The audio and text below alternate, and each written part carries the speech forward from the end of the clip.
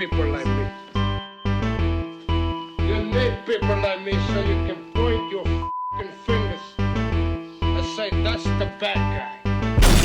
That's the bad guy. That's the bad guy. That's the bad guy. That's the bad guy.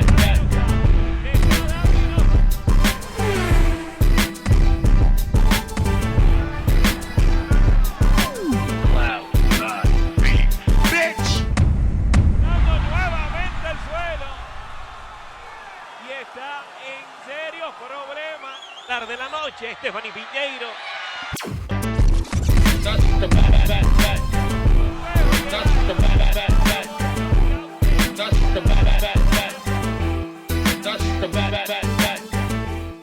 Welcome to the motherfucking relay. We're covering today's top boxing news. And lastly, Bruce, man, I had some people in my comments like, well, why is Shu-Shu not seem to want the Espinoza fight as bad as Ball or Fulton? Or what do you got to say to the fans wondering that? Well, for two reasons. The Ball and Fulton fight, they're the most attractive and lucrative fights in terms of me fighting for the world title, the champions. And two, I got word that Espinoza doesn't want to fight me. So what's the point of calling him out? Of course, I get it. Like grit, like you guys have seen me call out all of the champions. I don't know why you guys are even trying to question me on that. Like, you guys have seen me, say that I want to fight Espinoza. See me come to one of his fights and say, I'm going to chop down that tree. Like, oh yeah, acting like y'all just forget so quick. But he doesn't want to fight me. So what's the point of bringing him up? I want to fight, the guys that potentially want to fight me and who would possibly be the more lucrative fights anyway, the more attractive fights anyway, to make myself, a bigger fighter, a bigger name in the division. And Fulton and the Ball fight, those two fights are the most interesting to me right now. So you got word kind of from the Top Rank building yes, that he's 100%. I got word that he's not interested to fight, and I get it. I get the risk, and I respect it. It is what it is. But his time is gonna come. If he changes his mind, say he watches you fight Saturday, and goes, all right, let's do it. Is that? I would love to. I would love for that to happen as well too. That'll be an easy fight to be made. Let's get it on. I just want to fight for a world title by the end of the year, man. That's all I want. I'm not going to call Bruce a liar, because for all I know, he might not be lying. Somebody at Top Rank may have relayed that message over to him. Now, that doesn't necessarily make it true, but it doesn't make him a liar either. So maybe Top Rank is not yet interested in making a fight between Bruce and Rafael. Maybe that's the way it is.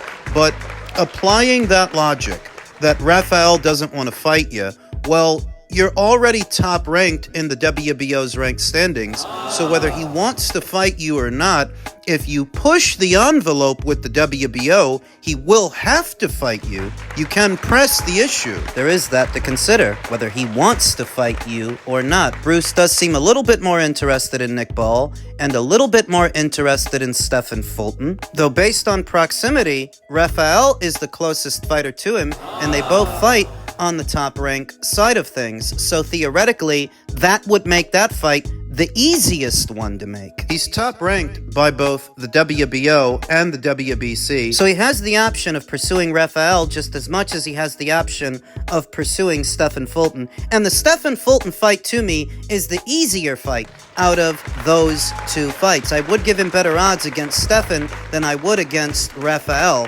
Stephen only became a champion at this weight by beating a guy that he beat already, and those eggs need more bacon. I think Bruce beats him. And the virtue of pursuing Stephen instead of pursuing Rafael is that would give Top Rank not just one, but two reigning champions at this weight, thereby making a potential fight between them even bigger. For more titles, there would be more on the line. He also mentioned Nick Ball, but he's not in position to fight Nick Ball, and I don't think he's on Nick Ball's radar. I understand why he would want that fight, because Nick Ball is arguably the biggest name at this weight.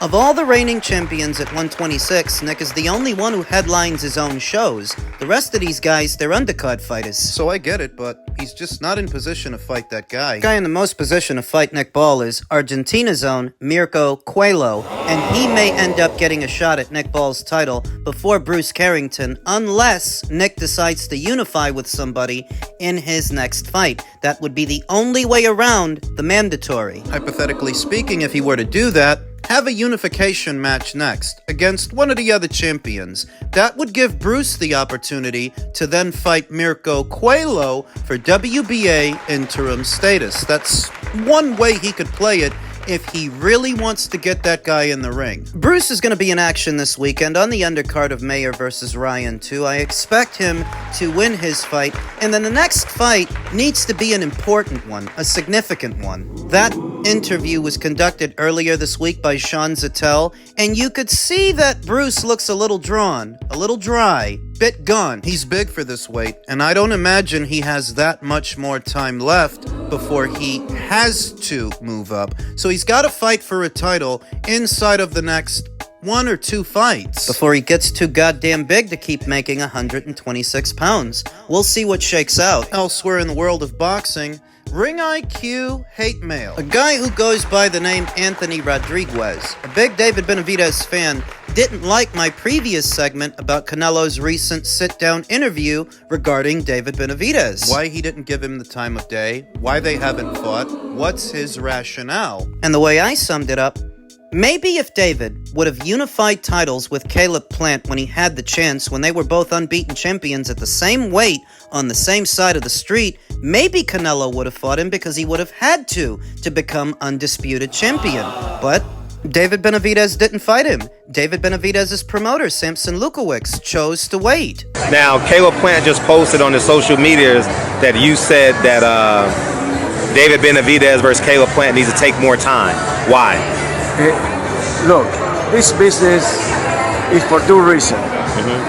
Make money and more money. I'm pretty sure that Plant, he want more money as well as Benavidez. So now, really, nobody knows much about the 2 great fighters, like the youngest super middleweight of David Benavidez. People know, but not the regular in the street. You go to any place, from Caleb Plant, or David Benavidez, you need another 2 fights, 2 good fights, and then you can go to be a pay-per-view. The obvious answer fans would say, well, we want the best fighting the best. We're tired of paying for C versus D. We want A versus A. Well, you have 2 A's, no doubt. That's what I mean, 2 A's and David Benavidez and Caleb Plant. To see 2 A fighters, you need to pay. You cannot be for free. That interview was conducted by Barbershop Conversations way back there in 2019 when they were both reigning champions at the same weight, at the same time, on the same side of the street. And you saw what Samson Lukowicz said. They wanted to wait so that the following year, David can lose his title on the scales in 2020. So the year after that, in 2021, Canelo Alvarez can knock out Caleb Plant, become undisputed, making this a missed opportunity for David, because before Canelo Alvarez even descended to the super middleweight division after the Kovalev fight, you were right there. So was Caleb. Anthony Rodriguez didn't like that. He didn't like that I pointed that out. He said, Ring IQ is the biggest Canelo bootlicker on this platform. Jesus, he gives rainbow vibes. Hey, speak for yourself, princess. You're the one getting your titties in a twist over matters of fact. I quit listening to his beta male show long ago. Just had to stop and comment and laugh at this dude. Can't stop his smear campaign on Benavidez. Bullshit, bitch. You've been hanging around the whole time and you got your titties in a twist as soon as I started talking about David. You're a Nate Diaz wannabe. Your dumb ass doesn't even know what a smear campaign is, because what's the smear? What's the lie? Point it out. You see Samson Lukowicz on camera saying in plain English he didn't want to do the Caleb Plant fight in 2019. But he should have, because if he did and David would have won, he would have had 2 alphabet titles. As it stands, he's got none. So when Canelo shoots for undisputed, David is irrelevant to that picture. He's irrelevant to the conversation, and you're mad. Why are you mad? Because I got a photographic memory, and I love pointing out how Team Benavidez have a penchant for shooting themselves in the foot. You screwed the pooch at 168, now you're doing it again at 175, trying to dictate terms to Dmitry Bivol that he needs to fight where you want him to fight, that it needs to be under your banner, it can't be in Saudi, it's gotta be where you want it, as if you're the undisputed champion, as if you're the guy that beat Canelo and Zerto and Artur. Team Benavidez are a bunch of morons, and so is Anthony Rodriguez. You know what's gonna end up giving it away that he's been here the whole time? He's gonna see this video. And he's gonna comment on it. The video's thumbnail won't pertain to this segment, and his name isn't gonna be in the title, but I promise you, he's gonna comment on it. And you know why he's gonna comment on it? Because he's a goddamn liar. Am I to believe you just happened to be here for that last video? Is that what it was? Or is it that you're always lurking? You're always hate watching? But you only actually comment as it pertains to your man crush, Fat Boy Benavidez, who lost his shot. It ain't my fault. I'm just sticking to the facts, fake Diaz. Wanna be Nate Diaz? I know what it is. You're either from the same state as David or the same town as David, and you think the rest of the world is supposed to give a damn. You think the rest of the world is supposed to care, that we gotta feel sorry for David. Tell the story a certain way. Tell it to where he's the victim, when in reality, you just keep shooting yourself in the foot because you and your team are stupid. Your fans are stupid. You gotta resort to personal insults because you don't like me sticking to the facts, and don't come here, bozo. Get off my dick. He calls it a smear campaign that I tell the story the way it was, the way it happened. I don't think you know what a smear campaign is. I think you're just another poo butt millennial that drinks coffee with foam in it. Sitting down to pee and getting mad at me. And for what? Because I stuck to the facts? Am I supposed to tell a story some other kind of way? Why are you mad? It's usually David Benavidez's fans that actually seek out channels like this one in pursuit of arguments, in pursuit of someone to vent to. That estrogen. If you got something against me or this channel, then you don't need to keep coming here, but you do. And I got the receipts to prove it. And you know that it's always about the same thing? It's always about David Benavidez. This guy don't find his voice unless there's a segment about David Benavidez. Giving David a hand job in the comment section under my videos is not improving his situation, so what do you aspire to do? Attacking me and complaining about me is not improving his situation, so what do you aspire to do, fake Diaz? Wanna be Nate Diaz? Go Raiders! Eat a dick. Say something else, stupid, and see if you don't get your speaking privileges revoked, because what guys like you don't seem to understand is, you're only speaking because I'm letting you. As soon as I feel like revoking those privileges, I can, and there's nothing you can do about it. So mind your manners. Or you play 6 degrees from David Benavidez like I'm supposed to give a damn. What, did he sign a hat for you? As a family member, you sat behind him in homeroom and math class. I don't give a shit. I don't give a shit about him. I don't give a shit about you. Get off my dick. Not to give myself or any of us too much credit, but we're always about integrity. So to us, like it's kind of unquestionable, and I think to many fans and to people involved, that no matter what the decisions were, no matter what the judges saw, you know, the Beterbiev side got the decision they got in the first fight. The second fight, they agreed to do. They didn't have to do it. So from all, you know, ethical, moral standpoint, the third fight has to happen. And it seems like that's what everybody's talking about. And it seems like that's what, you know, Riyadh and His Excellency want. So that's what we're all looking towards, you know, and it's, you know, it's kind of similar to like Golovkin, Canelo, you know. These are the type of fights that they're close, and we're not going to do what other fighters do and say, oh, you know, wait a little bit and then we're going to have another fight and then we'll come back to this, because that's not really about integrity in my opinion. I think this trilogy has to figure out who the winner is within 3 fights being one after another. They're operating on the honor system. That's the short answer. They're not shifty. They're not swifty. Artur gave them a rematch after he won, so now they're returning the favor. And in doing so, they avoid any accusation of trying to age Artur Beterbiev out, put distance between themselves and another Artur Beterbiev fight. In the build-up of the first one, I actually saw people trying to say that Dmitry was aging Artur out when it was Artur's side that didn't want to do it. It was Bob that called Dmitry boring. It was Bob that called it cold product. I'm not saying that Artur was scared of Dmitry, but his people were sandbagging it, and they weren't shy about it either. So you take care of this as soon as possible. It's not complicated. Meanwhile, the David Benavidez faction of fans, that small rabble of idiots, are trying to spin this to where Dmitry's avoiding David by fighting Artur again. Well, I hate to break the news to you, but even if Artur wasn't next, David had no intention of going to Saudi. That's not me connecting the dots either. The video evidence shows that David Benavidez took a stance long before we got here. I feel like it'd sell more here, you know, to be honest with you. That's the one thing they talk about, like Turkey Al-Rashid, and they say, would you ever fight with them over there in Riyadh? But at the end of the day, my fan base is here, and I just want to take advantage of this market because I've worked 11 years to. This is my first time having a freaking crowd like that, so I want to stay here. Well, I keep sound bites and videos like that one stockpiled, so whenever I need to pull them out, I can. I got the receipts on David Benavidez, and the story it tells is he wasn't going to go to Saudi anyway.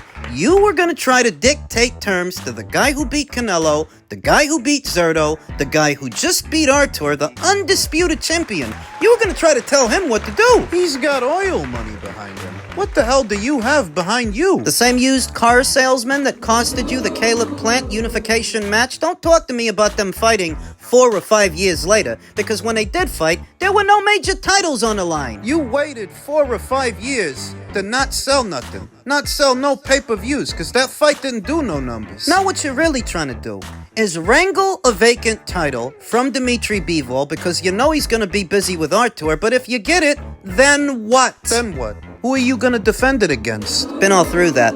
When you take a look at the landscape and the current state of affairs at the PBC, they have but 2 flagship fighters left. Gervonta Davis is one, and his stock is at an all-time low, and David Benavidez is the other. David Benavidez, who by himself never actually became a big box office draw. The entire air about this guy was attaching his name to Canelo's, but now that you're separated by weight because he's still at 168 and you're at 175, you don't have his name to use as a crutch anymore. Stories about Canelo to latch on to, name dropping him in your interviews. You're at light heavyweight now, and we all know who the light heavyweight king is. The guy who beat Canelo. If you were serious about your boxing career and serious about proving you're the best, you would make it your mission to get that guy in the ring, not pick up a vacant title. Isn't that what he's doing? No, because you already know that the trilogy is next. You already know that's what Turkey's doing. So what you should have done was got yourself on that undercard so you get the winner, whoever it is. But I've maintained,